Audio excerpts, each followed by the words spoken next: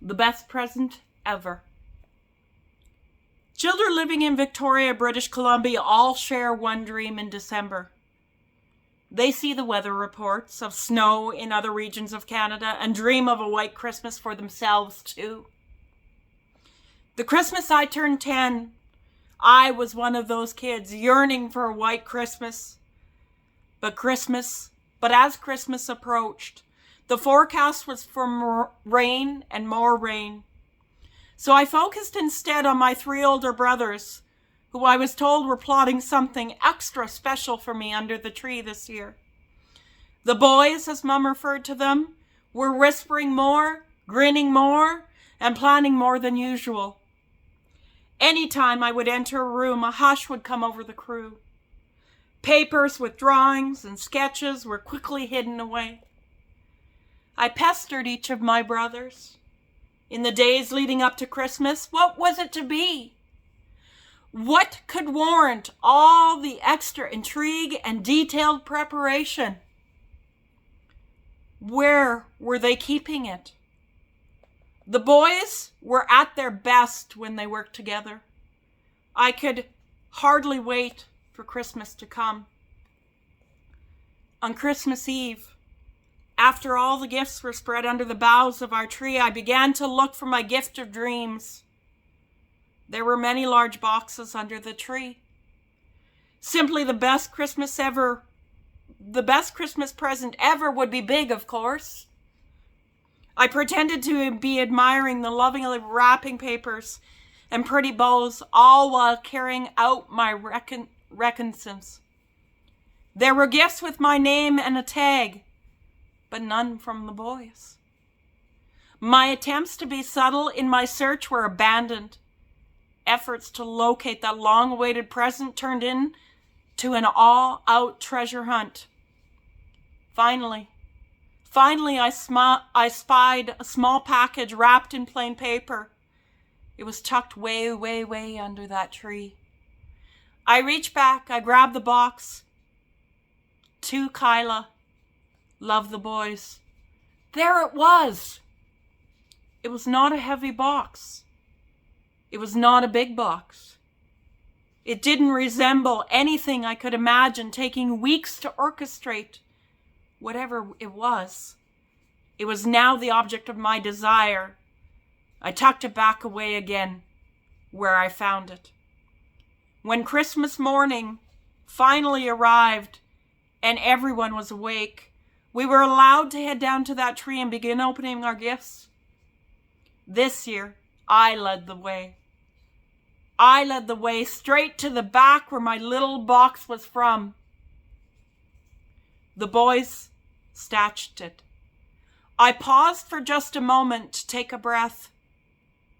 One has prepared to open the best present ever.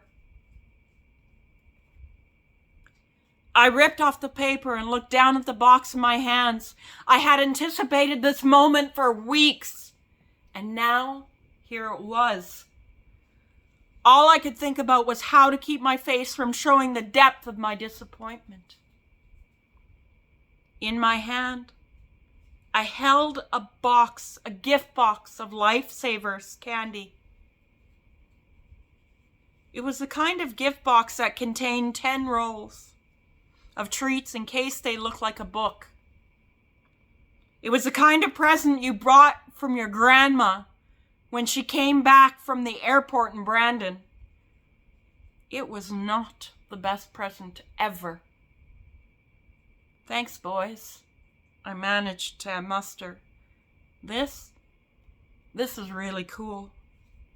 My voice was so flat, I almost didn't even recognize it myself. In my hurry to reach the Christmas tree, I had not noticed that our front drapes were pulled shut, which was very unusual. And now, as I tried to hide my disappointment, my mother had decided that it was important for me to open the curtains. I stood up. I started to pull back the window coverings. That was when the first light caught my eye. It was white outside. Glistening, crested, snow. Snow on Christmas morning. Snow in Victoria. I worked to finish opening the drapes completely and shouted, "It snowed! It snowed! It snowed!" But had it? Our front lawn was completely covered in a blanket of fresh white snow. But our neighbor's yard was green, just as the other day.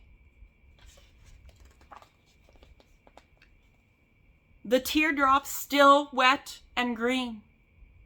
The road had no sign of whiteness on it. What was this miraculous weather pattern that had made ours the only home to get a snowfall?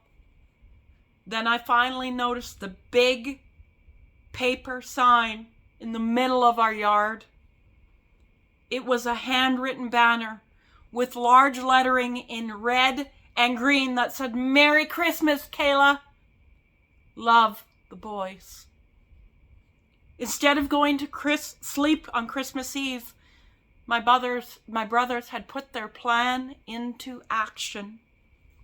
They had borrowed my dad's pickup truck and driven all around the city to all of the hockey arenas that they could find.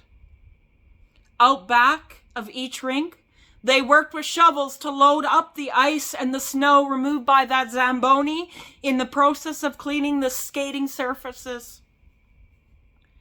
They knew these large piles of ice snow, once relocated to our home, would work perfectly to deliver that desired effect as they were spread painstakingly, lovingly across our front lawn. I can't even begin to imagine how many loads it took to do the job. Every inch of our yard was covered. It was magical. I donned on a pair of boots and quickly headed outside. The boys came too and helped me make a snowman. Walkers passed by, enjoying the odd sight of kids. Kids down the block heard the news, and they soon arrived to play with us. We had a snowball fight. We made ice sculptures, took pictures, and played until our fingers hurt. It was every West Coast kid's dream come true. A real white Christmas. I have kids of my own now, and they enjoy hearing me tell stories of growing up with the boys. Each December, as we decorated our Christmas tree, we recall some of the best presents we have ever received over the years. Some gifts stand out in my mind more than others. I will always recall the Christmas I opened a small box of Lifesavers. The year my dream came true. It remains the only white Christmas I have ever had. It was simply the best Christmas present ever. A gift of love from the boys.